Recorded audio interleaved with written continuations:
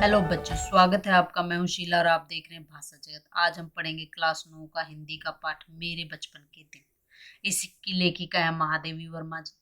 महादेवी वर्मा जी ने ये जो पाठ है वो अपने बचपन की यादों के उन दिनों का वर्णन किया है जब वो स्कूल में पढ़ रही थी और हॉस्टल में रहती थी। और इस जो अंश है उसमें उन्होंने उन लड़कियां जो उनकी सहपाठिनी थी अर्थात उनके साथ में वहां पे रहती थी और पढ़ती थी उन सब के बारे में और जो स्वतंत्रता संग्राम में उस समय जो हो रहा था उसकी थोड़ी बहुत झलक दी है। तो चले हम पाठ शुरू करते हैं और देखते हैं इसमें उन्होंने क्या कुछ लिखा है।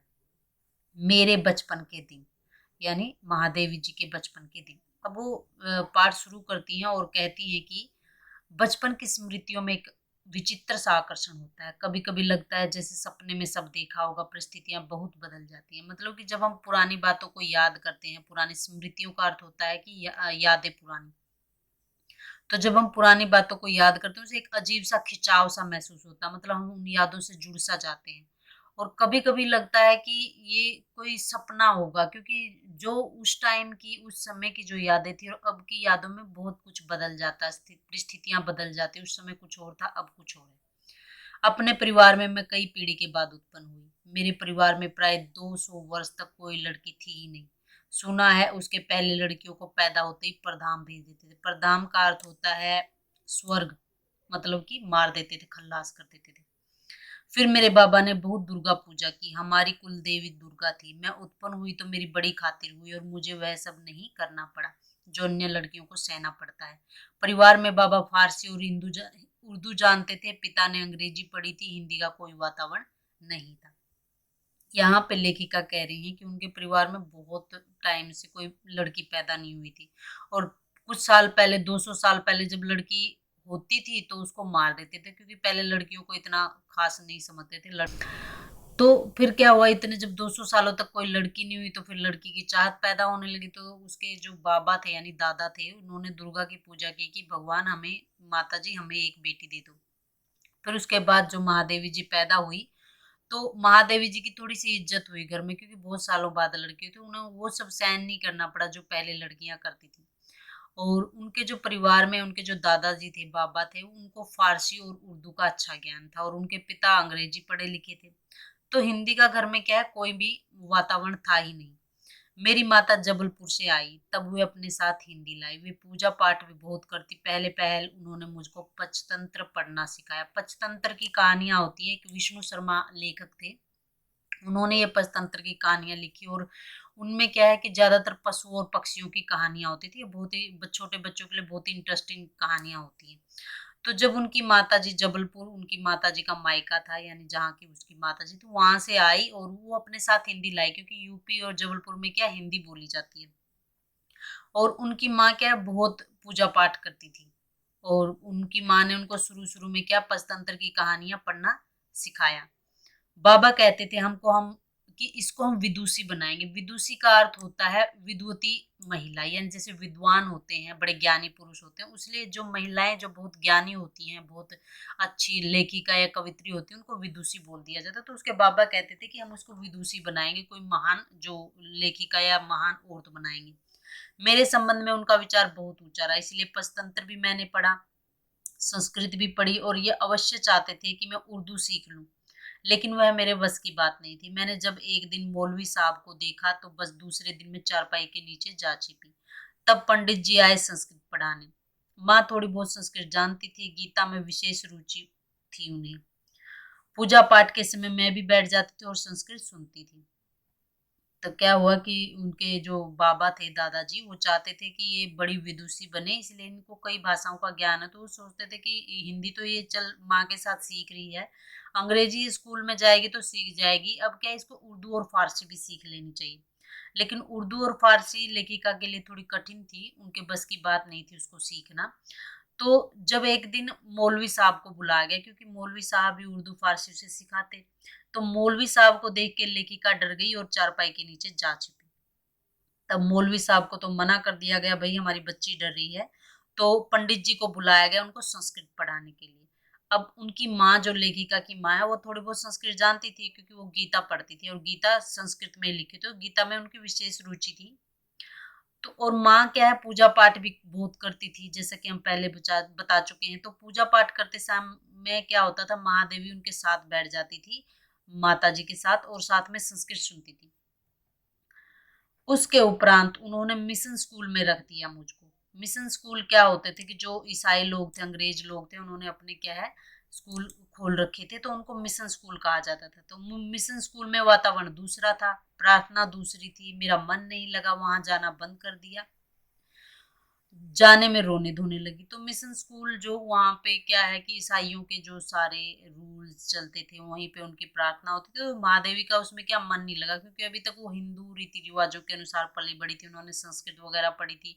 अब मिशन स्कूल में जाकर उन्हें सब चीजें अलग अलग होने लगी, तो वहां पर उनका महादेवी जी का मन नहीं लगा, और जैसे कि बच्चे छोटे करते हैं, स्कूल जाते टाइम रोना धोना उन्होंने स्टार्ट कर दिया। तो वहां पे भी उनके घर वालों ने भेजना उसको बंद कर दिया। तब उन्होंने मुझको क्रॉस वेट गर्ल्स कॉलेज में भेजा, जहां मैं 5वें दर्जे में भर्ती हुई। तो जो क्रास्ट वेस्ट जो कॉलेज था, उस टाइम स्कूलों को कॉलेज ही बोल दिया जाता, जो 12th तक के 12वीं तक के स्कूल होते थे उनको भी कॉलेज ही बोल दिया जाता। तो उसको क्या है, उसमें स्कूल में लगाया गया, और वो वहां पर 5th क्लास में एडमिट हुई थी, मतलब 5th क्लास में उनको वहां पे एडमिशन दिया गया था। तो वहां का वातावरण क्या है, बहुत अच्छा था। हिंदू लड़कियां भी थी, ईसाई लड़कियां भी थी, हम लोगों का एक ही मैस था, उस मैस में प्याज तक नहीं बनता था, मतलब हर धर्म की लड़कियां वहां पे थी, और एक ही मैस था सभी बच्चियों का, और वहीं पे मतलब वो खाना बनता था, और वहीं पे उनको खाना मिलता था। और उस मैस में मतलब थोड़ा धार्मिक भी था, क्योंकि वहां पे प्याज वगैरह इस्तेमाल नहीं किया जाता था। वहां के छात्रावास, हर एक कमरे में हम 4 छात्राएं होती, मतलब छात्रावास जो था, हॉस्टल था, उसमें एक कमरे में 4 लड़कियां रहती थी। उसमें पहली साथिन सुभद्रा कुमारी मिली। ये सुभद्रा कुमारी वही है बच्चों जो झांसी की रानी की लेखिका है, महान लेखिका की थी। तो जब वो हॉस्टल में गई, उनका कमरा जो मिला, कमरे में 4 लड़कियां रहती, 4 में उनको एक सुभद्रा कुमारी चौहान जी, सातिन का अर्थ होता है दोस्त, मिल गई थी उनको, जो 7वें दर्जे में थी, यानी 7th क्लास में थी, और उनसे महादेवी जी से 2 साल सीनियर थी। और जो सुभद्रा कुमारी जी है वो कविता लिखती थी, और महादेवी जी भी बचपन में तुक मिलाते अर्थात लय मिलाते, जैसे कविताओं के पीछे की लय मिलती है ना, कोई कविता बोलते समय, तो उसी तरह से महादेवी जी भी थोड़ी थोड़ी उस टाइम क्या लय मिलाने लगी थी। बचपन में माँ लिखती थी, पद भी गाती थी। बचपन में क्योंकि महादेवी जी की माँ क्या है, थोड़ा बहुत लिखती थी, और पद पद क्या है, ये जो दोहे वगैरह जो ये पद होते हैं ना कविताओं के, वो गाती थी। मीरा के पद विशेष रूप से गाती थी। सवेरे जागिए कृपा निधान, पंछी बन बोले, यही सुना जाता था। तो सुबह सुबह उनकी माँ क्या करती थी, जब पूजा पाठ करती थी तो वो मीरा के पद गाती थी, क्योंकि मीरा जी ने श्री कृष्णा को केंद्र में रख के बहुत सारे अच्छे अच्छे पद बनाए हैं। जैसे सवेरे सवेरे वो गाती थी, सवेरे मतलब सुबह सुबह वो गाती थी कि जागे कृपा निधान, पंछी बन बोले, कि ये पंछी बोल उठे हैं, हे कृपा निधान, कृपा करने वाले अब जाग जाइए। यही सब उनको वो क्या बचपन से सुनती थी। और प्रभाती भी गाती थी उनकी माँ। प्रभाती होती है सुबह सुबह गाए जाने वाले गीत, जब औरतें खुद ही गुनगुनाती फिरती हैं गीतों को, तो उसको प्रभाती बोलते हैं। और शाम को जब उनकी माँ पूजा करती तो मीरा के पद फिर से गाती थी। तो सुन सुनकर जो महादेवी जी है उनको भी ब्रिज भाषा में लिखना आरंभ कर दिया उन्होंने भी, क्योंकि ये जो सारे पद हैं मीरा के, ये ब्रिज भाषा में ही है। तो जब वो ब्रिज भाषा को सुनती रहती थी तो उसमें ब्रिज भाषा में उन्होंने लिखना शुरू कर दिया। और यहाँ पर आकर देखा कि सुभद्रा कुमार चौहान जी खड़ी बोली में लिखती थी। खड़ी बोली होती हिंदी, हिंदी को पहले खड़ी बोली बोला जाता था, और मैं भी वैसा ही लिखने लगी। लेकिन सुभद्रा जी बड़ी ही थी, मतलब उनसे बड़ी थी और प्रतिष्ठित हो चुकी थी। प्रतिष्ठित का अर्थ होता है सम्मानित हो चुकी थी, यानी उनकी थोड़ी सी ऐसे जान पहचान हो गई थी कि भाई हाँ ये कविता अच्छी लिखती है।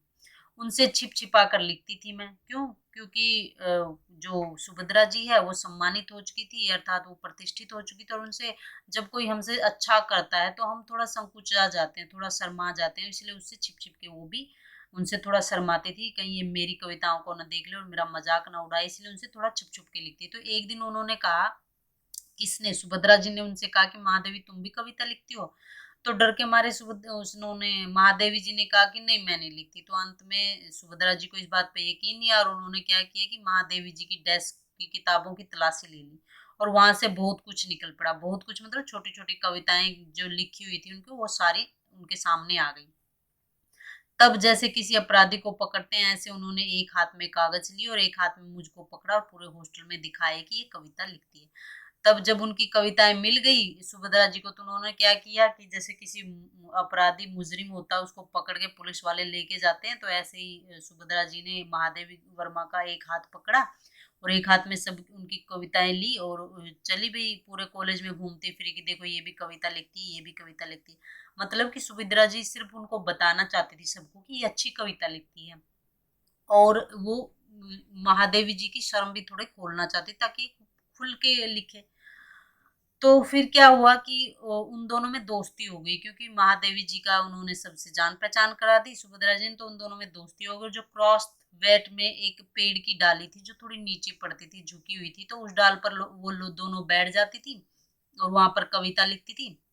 जब और लड़कियां खेलती थी तो वो दोनों क्या है तुक मिलाते थे, अर्थात कविताएं लिखती थी। उस समय एक पत्रिका निकलती थी, स्त्री दर्पण। स्त्री दर्पण बच्चों ये इलाहाबाद से निकलने वाली कविता है, जिसमें कविता माफ कीजिएगा पत्रिका है जिसमें कविताएं छपती थी। तो वो क्या करती थी, अपनी तुक मिलाती थी यानी अपनी कविताएं बनाती थी और छपने के लिए स्त्री दर्पण में भेज देती थी। फिर कई कवि सम्मेलन वगैरह भी होते थे, और तो वो दोनों उन कवि सम्मेलनों में भी जाने लगी। उस समय हिंदी का प्रचार प्रसार होता, मतलब हिंदी अपने शुरुआती दौर में थी और वो सिर्फ बढ़ती ही जा रही थी। तो सन 1917 में वो जो महादेवी जी है इस कॉलेज में यानी स्कूल में आई थी। उसके बाद गांधी जी का सत्याग्रह आरंभ हो गया। गांधी जी ने बहुत सारे सत्याग्रह आंदोलन वगैरह किए और आनंद भवन स्वतंत्रता के संघर्ष का केंद्र हो गया। आनंद भवन कहाँ, जहाँ पे कवि सम्मेलन होते थे। तो वो अब क्या है, जो स्वतंत्रता के लिए यानी आजादी के लिए लड़ते थे लोग, संघर्ष करते थे, उनका एक खास केंद्र बन गया। भी यहाँ पे मीटिंग वगैरह होगी और गांधी जी भी वहां पर आते जाते रहते थे। और जहां तहाँ हिंदी का भी प्रचार चलता रहता, मतलब हिंदी को बढ़ाने की कोशिश करते रहते थे लोग। तो कवि सम्मेलन होते थे तो क्राफ्ट से मैडम हमको साथ लेकर जाती थी, क्योंकि अकेले बच्चियों को जाने नहीं दे सकते, तो इसलिए मैडम के वो साथ जाती थी। और वो जो क्या है, सुभद्रा जी और महादेवी जी वहां पर कविता सुनाते थे। कवि हरिओद जी जो महान लेखक हैं, वो उनके अध्यक्ष होते थे। वो गोष्ठियां जो होती थी, जो कविता सम्मेलन होते थे, तो कवि श्रीधर पाठक जी उनके अध्यक्ष होते थे। कवि रत्नाकर जी, ये वही रत्नाकर हैं जो जगन्नाथ दस रत्नाकर हैं, वो भी इनके कभी कभी अध्यक्ष होते थे। तो कभी कोई होता था।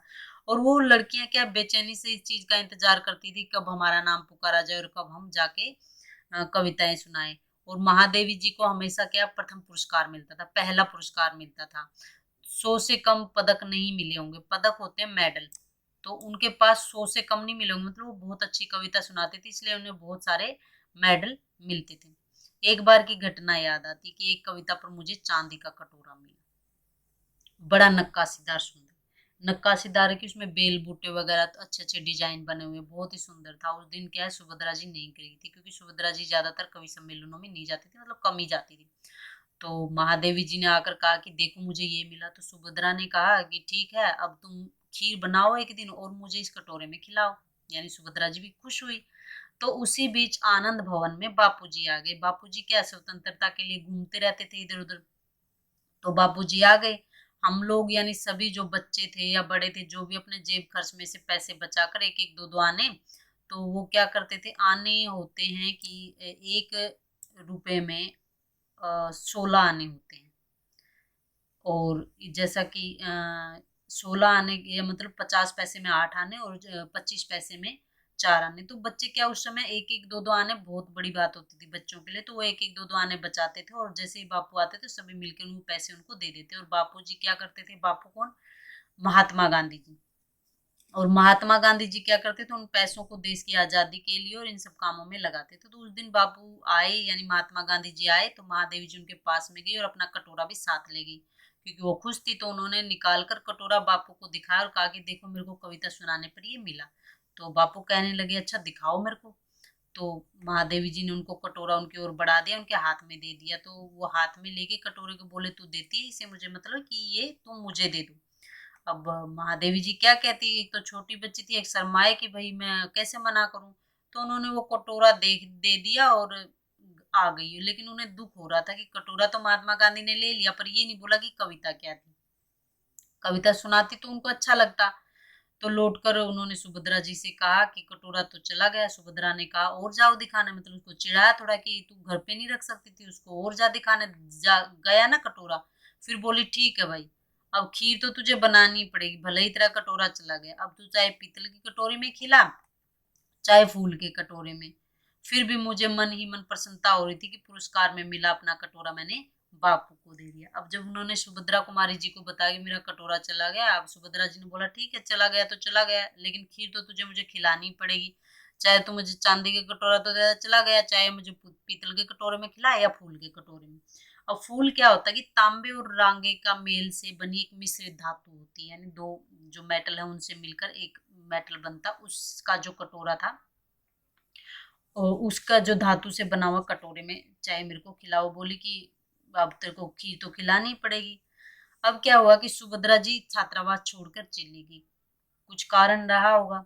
तब सुभद्रा जी की जगह पे वो एक मराठी लड़की आ गई थी, जैबुनिसा, उनके कमरे में। वो कोल्हापुर से आई थी क्योंकि कोल्हापुर महाराष्ट्र में है। तो जैबुन उनका जो महादेवी जी का सारा काम कर देती, बहुत सारा काम कर देती, डेस्क साफ कर देती, किताबें ठीक से रख देती, ताकि उनको जो महादेवी जी को कविता लिखने के लिए और अवकाश मिल जाता, अवकाश का अर्थ होता है समय मिल जाता। जेबुन जो है जेबुनिसा, जो मराठी शब्दों से मिली जुली हिंदी बोलती थी, मतलब मिक्स, जैसे हम लोग किसी लोकल एरिया से या गांव से आते हैं तो हिंदी के साथ मिक्स करके वैसी लैंग्वेज बोलते हैं ना, वैसी ही बोलती थी। मैं भी उससे कुछ कुछ मराठी सीखने लगी। वहां एक उस्तानी जी थी, जीनत बेगम। उस्तानी जी का अर्थ है यहाँ पे जो वो बच्चे होते हैं ना बदमाश, गैंग लीडर वगैरह, उस तरह की एक लड़की थी वहां पे, जीनत बेगम।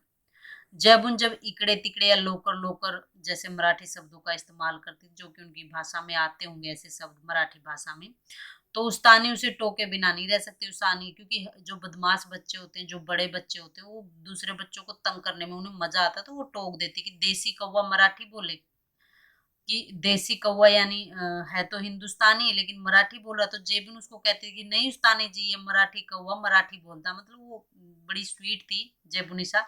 वो ये बात बोल के टाल देती कि नहीं मैं मराठी हूँ और मराठी ही बोलती हूँ। जेबिन जेबुन जो थी वो मराठी महिलाओं की तरह किनारीदार साड़ी और वैसा ही ब्लाउज पहनती थी, कहती थी हम मराठी हूँ हो तो मराठी ही बोलेंगे।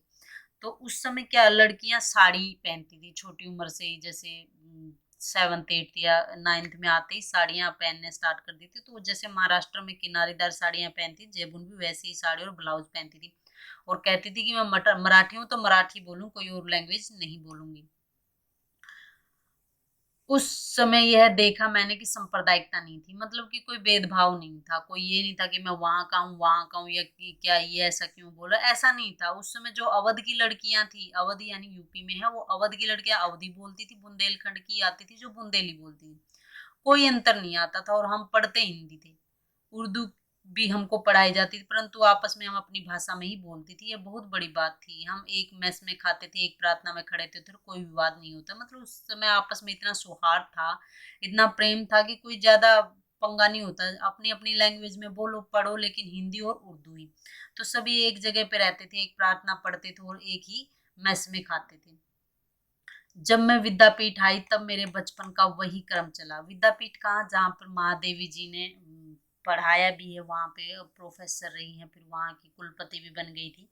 तो जब अपनी पढ़ाई पूरी करके जब वो जॉब वॉब लगी या कहीं पे भी विद्यापीठ आई, तो उनका वही क्रम चलता रहा, मतलब सुबह जिस प्रकार से उन्होंने शुरू से सीखा है स्कूल में, वैसे ही उनका सब कुछ चलता रहा। कभी कभी बचपन के संस्कार ऐसे होते हैं कि हम बड़े हो जाते हैं, मतलब संस्कार होते हैं बचपन में सीखी हुई चीजें, तो जब हम बचपन में सीखते हैं तो बड़े होते हैं वो चीजें हमारे साथ ही चलती हैं। बचपन का एक और भी संस्कार था कि हम जहाँ रहते थे वहां ज्वारा के नवाब रहते थे, उनकी नवाबी छिन गई थी, वे बेचारे एक बंगले में रहते थे, उसी कंपाउंड में हम लोग रहते थे। बेगम साहिबा कहती थी हमको ताई कहो। तो जो उस समय क्या होता था कि अंग्रेज ज्यादातर नवाबों के, लगभग सारे ही नवाबों की नवाबी छीन लेते थे और उन्हें पेंशन पे छोड़ देते, उनके सारे राजपाट सब कुछ छीन लेते थे और उनको बस पेंशन देते थे महीने की, कि इतने पैसे देंगे इसमें गुजारा करो। तो फिर क्या होता है, नवाब अपनी औकात के अनुसार से वैसे ही रहते थे। तो वो क्या, जिस कंपाउंड में रहते थे, जिस एरिया में रहते थे, मतलब कंपाउंड का होता है एक छोटा सा एरिया जहाँ पे दो चार घर होते हैं, तो जिस कंपाउंड में वो लोग रहते थे वहीं पे क्या है, ये रहती थी महादेवी जी।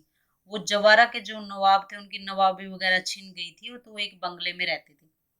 और उनकी जो बेगम साहिबा थी यानी नवाब की पत्नी थी, वो कहती थी कि मुझे ताई कहा करो।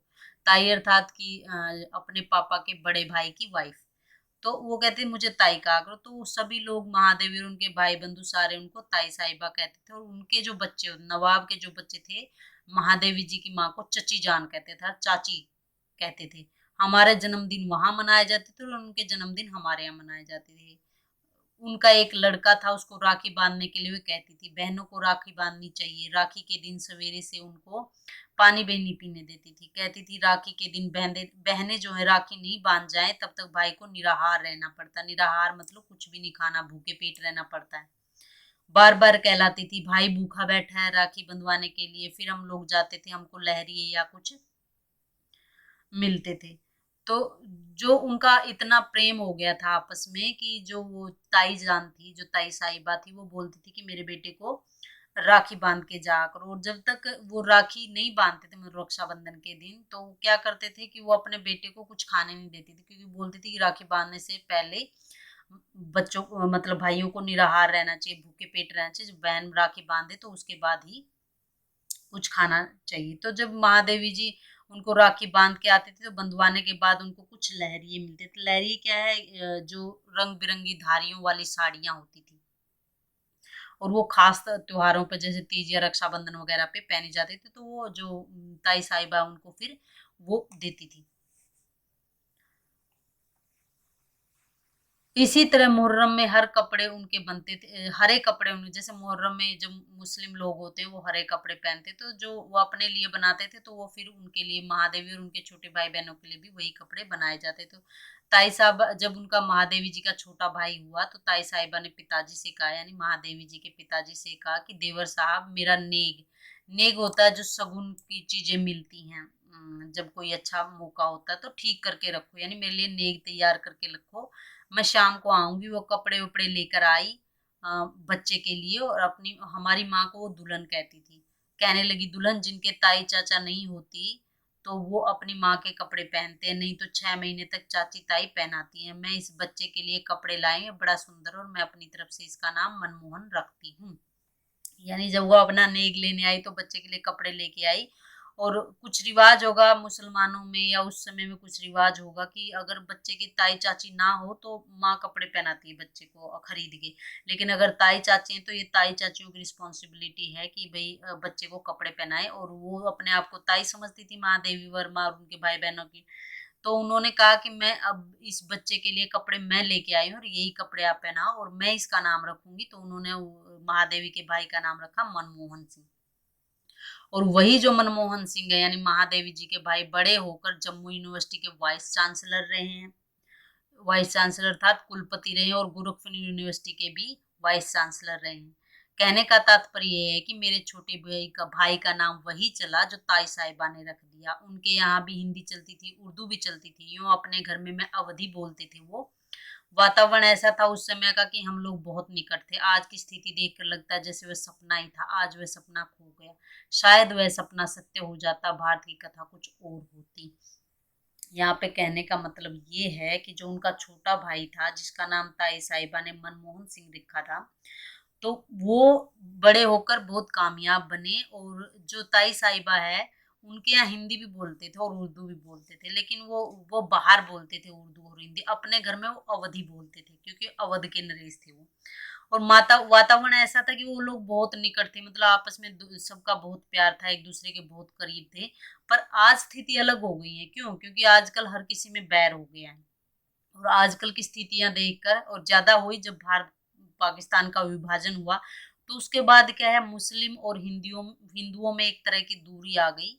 जिससे वो महादेवी जी बोलती कि वो जो पुरानी बातें थी, जो आजादी से पहले सब मिलजुल के रहते थे, हिंदू मुस्लिम सिख कोई भी, मतलब ये भेदभाव नहीं था। वो सिर्फ इंसान थे और एक दूसरे को चाहते थे। पर आज स्थिति बहुत अलग हो गई है, क्योंकि आज धर्म ज्यादा बड़ा हो गया है। मुस्लिम हिंदू एक दूसरे से इतना प्रेम नहीं, उतना लगाव नहीं रखते। तो आज ये सपना, ये जो सत्य हो जाता, अगर अगर ये बात है कि जैसे पहले रहते थे हिंदू और मुसलमान वैसे रहते, तो भारत कुछ और ही होता है, यानी बहुत अच्छा होता। अब वो एक सपने की तरह हो गई वो बातें, और वो सपना खो गया है। तो चलिए बच्चों, आज मेरी तरफ से इतना ही। धन्यवाद। और एक खास बात, प्लीज मेरे चैनल को लाइक और सब्सक्राइब कीजिएगा और बेल आइकन को दबा दीजिएगा ताकि मेरी वीडियोज आप तक पहुंच जाएं। Thank you.